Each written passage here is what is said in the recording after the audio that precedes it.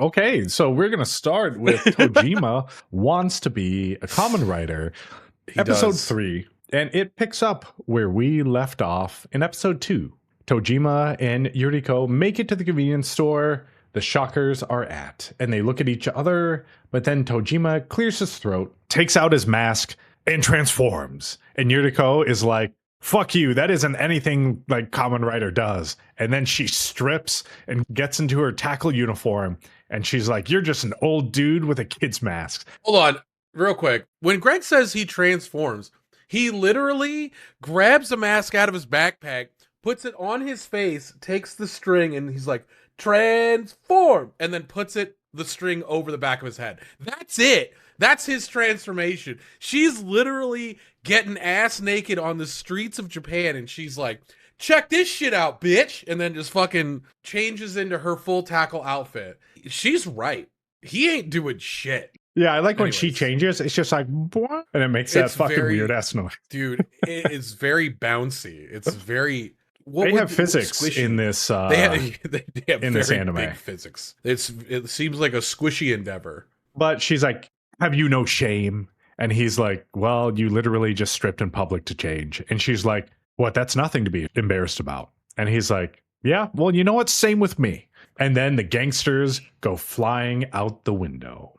The streamer is having the best day of his life, recording the real shocker, but somebody grabs him from behind. The lead gangster guy is like, oh shit, it's a real shocker. And he starts crying and he says ever since he was a kid, he liked Shocker. Then Shocker Man kicks him in the face and shoots him through the roof of the store. And now Tojima is the one crying with excitement. And Yuriko is like, man, what is wrong with you guys? He's right again. What is wrong with all of you? Tojima says if he's the real thing, then he will be able to take everything that I've got. And he gets into his rider punching pose and punches him. But the Shocker retaliates and Tojima is ecstatic. But then Yuriko punches Tojima and is like, no, it's my turn. She says she's proof that Tackle isn't dead. She's Tackle too. And she throws the Shocker, and then Tojima tag teams, and Ryder kicks him, and now the Shocker is down for the count. This whole scene, by the way, is so slapstick, like great comedy, in that she wants so badly for it to be consistent with a normal episode of like, she has everything lined up in her brain of how it's supposed to go, right? And Tojima's just like, fuck it, Shocker time! And he just like goes to punch him. He's just very excited, and she's like, no, my turn. You attack, then I attack, then he attacks. Like, everything's just, it's so great. I love this show. I think I could pull off a Tojima cosplay. Dude, you would fucking crush it, Greg. You've got the shoulders, you've got the forearms, you've got the big honking dong. Henshin Rider. And then I have to get my rider punch where like I fucking stomp my back foot and then like bring my arm as far back as possible. It's and then humanly possible. Punch some dude. Yeah. Love it. I'll be dressing up as the Tackle. No, you can be Tackle with me. No. I will definitely be the gangster. I would be Mafia Man, 100%. But the lights break and it's dark now in the store. And a dude emerges from the shadows. And he's like, two normal humans capable of beating a combatant? And then he drops Streamer Kid's body, which is now melting into a pink goo. The dude bears his literal spider fangs now and shoots a dart out of his mouth at the beaten Shocker and melts him into goo too. Then walks away and stops at the gangster guy and says that getting rid of too many could cause a problem. Then steps over him and disappears. Tojima and Yuriko go to a family restaurant and introduce themselves to each other. And she's like, how old are you? And he's like, I'm 40. And she's like, dude, you're 40 and running around in a kid's mask, calling yourself Kamen Rider. And he says his heart is more Kamen Rider than any child's could be. She's like, well, I'm glad we're having this weird ass conversation. And Tojima is like, Shocker is real. And they both saw proof. And they fought a combatant and won. And the other guy must have been a monster. Tojima says he can sense they were Shocker, and if she's Tackle, then she would be able to sense it too. And then the waiter rolls up, and he's like, oh, you guys talking about Shocker? And then sits down with them at their booth, and he's like, oh, you two saw a real Shocker, and you beat him. They're like, who are you? And he's like, oh, I'm Mitsuba, and I'm the manager of this restaurant. And he says he's like them, and said he could tell they were birds of a feather when they walked in. And it flashes back to them in their Kamen Rider get-ups walking into the restaurant. Yeah, they're going to a fucking IHOP fully decked out after the club. You know what I mean? Like looking like they just were in a fucking rodeo or something. They come walking up. They're like, yeah, table for two, please. Thank you. And he's like, right this way. And realizes he's like, oh, they know about Shocker, obviously. I could tell by their aura. And it's like, dude, what is going on in this show at all times? They literally just saw a monster. They're walking to go get some fucking pancakes. Like, I can't. I love this show so much. It's so dumb. Mitsuba says that Shocker does exist. And Yuriko is like, oh, so you've witnessed their evil? And Mitsuba is like, yes, but it's a long story. You sure you want to hear it? And Tojima is like, well, how long? And he says, well, basically from my childhood to now. So, 3 hours, 6 hours if I get carried away. And Tojima is like, fuck yeah, don't leave anything out. And Yuriko is like, oh, I got a meeting, I think. Something going on. I gotta go. I've got a lot to do today. The more I think about literally this episode, the more I want you to be Tojima at a con, please, for the love of fucking Christ, Greg.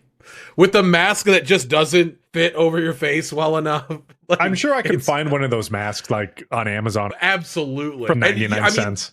Dude, all you gotta do is get a jean fucking button up and roll up the sleeves. You're good to go. Some khakis, Greg, you're done. Maybe I will do it for Youmacon next year. This is on the radar. So Mitsuba's like, sick, here I go. And Tojima is like, go for it, my man.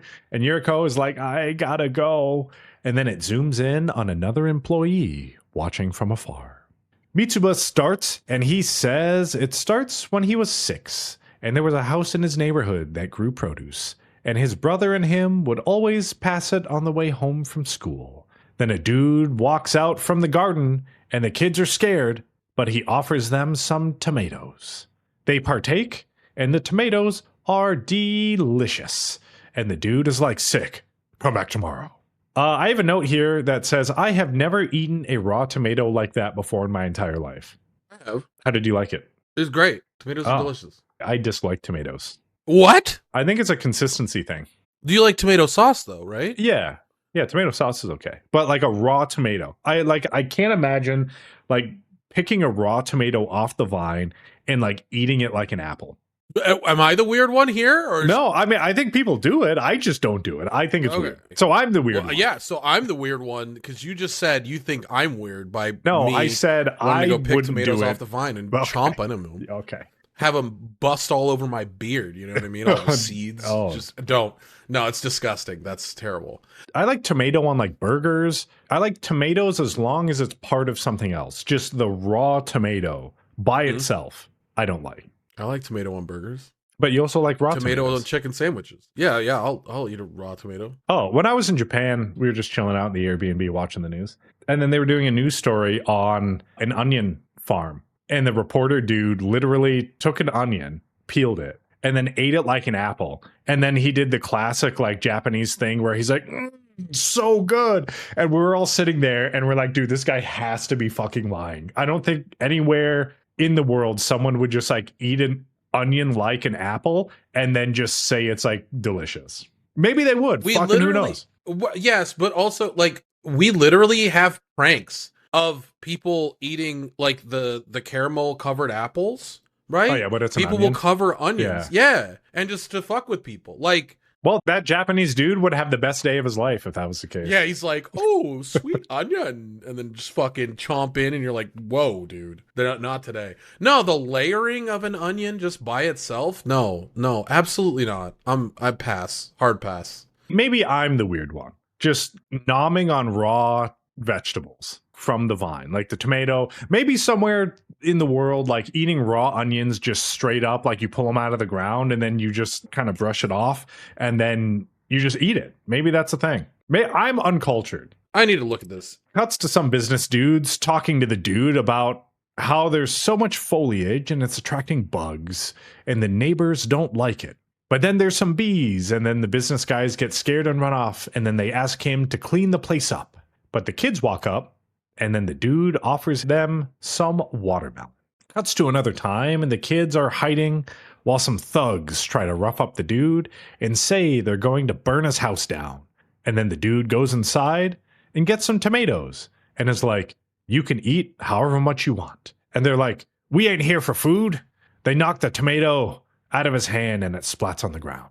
India, Persia, and Appalachia. And Japan, apparently. Yeah, apparently. The one guy in Japan. Devin, the one guy in Japan that's like, yeah, raw onions all day. Apparently those are places that it's not out of the question to see someone eating a raw onion. I used to work in a meat cutting shop, and I was behind the counter, and this old lady walks up, and she's like, oh, can you cut me this steak right here? And she points to the one on the counter. And I'm like, well, what do you mean cut you the steak? The steak's already cut. And she's like, oh, I want you to like trim all the fat off of it. I'm like, all right, sure, no problem. I do that. And then I go to package the steak and she's like, oh, no need. I was like, oh, okay, well, are you just going to hold this fucking raw steak? She's like, no, just put it in the little wax paper thing. And I was like, okay. So I did it and I gave it to her. And then I gave her tag or whatever. Yeah. Like, normally you put it on the.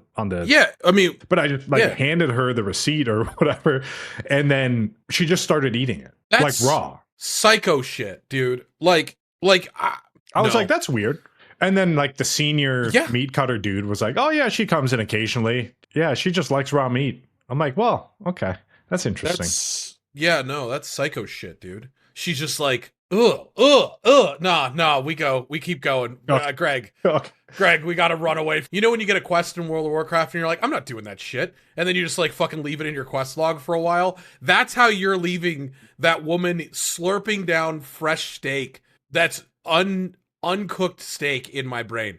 I will remember that for a while, and I'll be like, I'm gonna go to the store and I'm gonna pick up like a fucking steak and I'm gonna be like, See, what I imagined was like, you sliced it like a bulgogi, like in thin slices, and she's just like picking it up like a potato chip. No. It was like, if you went to Chipotle and got a burrito, but that burrito was just a raw steak. Nah, dude. No. Abso-fucking-lutely not, Greg. Okay. Abso-fucking-lutely not. Anyway, so the gangster's knocked the tomato out of his hand, and it falls to the ground. And he's like, oh, okay. Slap the meat out of her hand. No, hey, stop it. What you're doing right now, lady. Knock it off. I never saw her again. Yeah, because she died. No. She got fucking stomach worms and she fucking died. We had pretty good quality meat. But also, like, I can't imagine she's not doing that with other foods. Like, she's like, look at this trash steak. Someone just threw out pieces. And just like, yeah, she came in the next day. She's like, oh, can I get like, 6 of those chicken thighs? I was like, sure. She's like, oh, leave it out of the paper. Yeah. Just hand it to me. Yeah, just hand it to me. I'm going to eat it with my bare hands. Salmonella me, daddy. Yeah, she's almost just like Gollum eating the raw fish. Exactly. She's a fucking raccoon being, dude. Okay. Right. Anyways, okay. They knock the tomato out of his hand. It falls. He's like, okay, I get it. No veggies. Try a persimmon instead. And they're like, no, wait a minute. I love persimmons. And then they try it and they're like, oh shit, this persimmon's good as hell. It cuts back and Yuriko is like, what the fuck is this story? Where's the shocker? But Tojima is like, no, keep going. This is very important. Back in flashback land, the thugs are like, damn, those persimmons were good. And then they punch the dude in the face and says his neighbors paid them to do this. So nothing personnel, kid. And the dude is like, damn, I guess I can't live here anymore. I have to leave and burn it down with you two inside of it. And then he yees and turns into a shocker. One thug tries to punch him, but he breaks his arm and his knee and then punches the other dude in the face and then walks inside the house and fucking explodes it. He doesn't even set it on fire. He like set off a No, fucking there's bomb no- in the house. Yeah, there's no matches. He had that stuff planted previously and burned that motherfucker to the ground in preparation for this day. But the kids try to help the thugs, and they run as the house burns down, and it cuts back to the present. And Mitsuba says that's where he first encountered a shocker. He's like, okay, well, let's keep going. And Yuriko is like, wait, what? There's more? But then the other employee walks up and is like, hey, boss, you're not supposed to sit with the customers. And she's like, get back to work. Mitsuba is like, okay, but then turns to Tojima and Yuriko and is like, I'm actually going out with her. And she must be jealous because you're so hot. And Yuriko blushes. And Tojima is like, yeah, I didn't need to hear that. Yeah, nobody gives a shit about that. Go back to the story you were telling me. I'm really invested in the persimmons, okay? Please. Mitsuba turns and says Shocker has already infiltrated human life to a considerable degree. And then he walks off. Tojima is like, what do you think of that? And Yuriko is like, about what? And he says, his soul is on fire. And she's like, I'll fight too, because I'm Tackle. And he's like, yeah, I'll fight because I'm Kamen Rider. Tojima is like, well, so we could learn more about each other. You want to hear the moment I decided to become Kamen Rider? You want to hear about that shit? And she's like, no, I'm good. No, thank you. Not at all. Not even a little bit. Yuriko is like, well, gotta go. But Tojima is like, wait. And he stutters. And she's like, what the fuck is wrong with you? And he's like, can we exchange line IDs? Since we're both fighting Shocker. And that's the only reason, I swear, is just to talk about Shocker. If it's like line ID's got to be like an easier version of asking somebody for their number, right? It's like Instagram, you know what I mean? Like you're not super asking for a phone number. It's the level above that. Cuts to Mitsuba and Yukarisu in the back. And Yukarisu is like, you look like you were getting along with them. And he's like, yeah, maybe a little. And she's like, well, do you like me? And he's like, of course. And she's like, well, okay, I forgive you, and then skips off. And Mitsuba thinks that he can't risk getting her involved in this, and he has to fight Shocker to protect her. Cuts to Yuriko at school, and the clock says 11:20 a.m., and she's reciting more poems in class, and Asano is just blushing, reliving his teacher transforming in front of him. And he's like, I'm the only one who knows her secret identity. Asano has some weird blackmail sequence with his teacher in the PE storage room. And to keep it a secret, you got to do all kinds of stuff. And then Asano yells it out in class and all the kids laugh at him. Kind of weird. This kid's a fucking perv, dude. Yes. Like, yes, kiddo, chill, bro. Keep it in your pants and keep it in your thoughts. And then artists, don't let us know about this kid's thoughts. Thank you. Oh, well, I don't know. Let's see. What is it? They're in high school. They could be seniors. He's like 14 to 16 years old. He could be 17 if he's a senior. Greg? And then she's 24. And then her age divided by 2. No, it still wouldn't work. No, because there's... Okay, never mind. After class, Asano goes to the PE storage room and he's like, yeah, gotta get ready for this. But then he hears Yuriko talking to someone and he peeps the room. And it's Yuriko in there with Yukarisu dressed as a student saying she likes the teacher. And then they smash their chests together. And this is the second best day of Asano's life. They bosom bumped. It wasn't a bump. It was like a prolonged hold. Okay.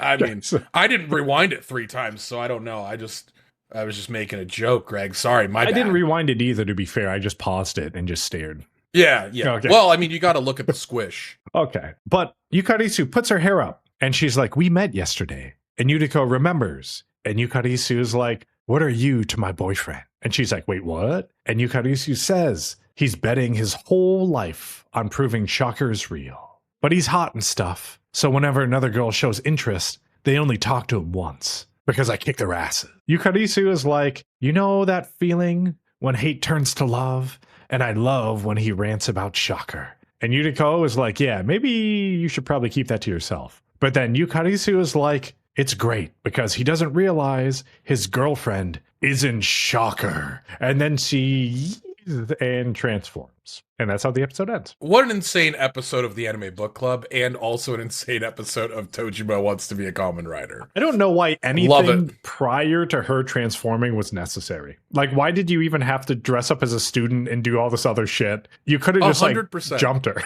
But this whole show is a traversal in the unnecessary. It's Over great. exaggeration of everything, Oh, everything. including Everything. chest squishes. Yes. Well, I don't think anyone's truly mad about it. Let's be honest. But that kid watching was definitely the creepiest part of the episode. That kid is fucking weird, man. The facial expressions of, I mean, the animation in this show is fucking stellar. And so when this kid's like in his fantasy kitchen of a brain salivating over a teacher, it's like, whoa, bro, you need to calm down. You have too much liquid coming out of your face. Too much. Well, yeah, that's pretty standard in this show, though. Yeah. I mean, yeah, you're right. You're right.